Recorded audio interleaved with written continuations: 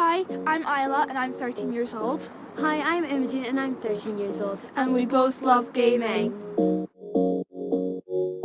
Gaming is really popular with young people, specifically since the lockdown. But how much do games really represent the people who play them? I play games as a way of escapism and to be able to do things that I can't and just get away from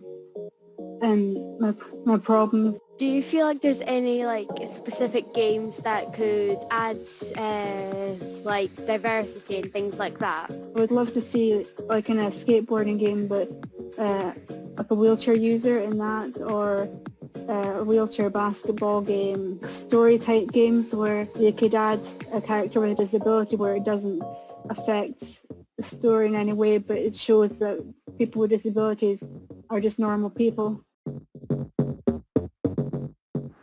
So how do game designers actually pick their characters? We're here in Dundee, the heart of Scotland's gaming industry, where games like Lemmings were made just down the road, to find out more about this fast-growing industry. It's really about empathy and understanding other people and giving them a voice.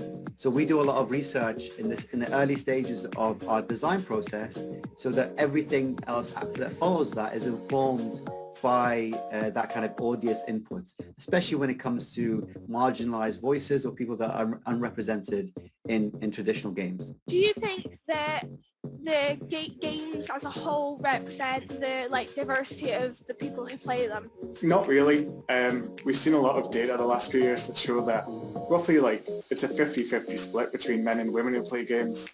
And when you look at the actual content in games, it's still primarily kind of around straight white men. So I think not particularly. We are starting to see a bigger trend of more diverse kind of protagonists and characters in stories in games. So it's nice to see that over the last few years that is slowly starting to change. What are gaming industries doing to increase diversity? Dr. Joe Twist, CEO of Yuki, is managing the industry's diversity pledge.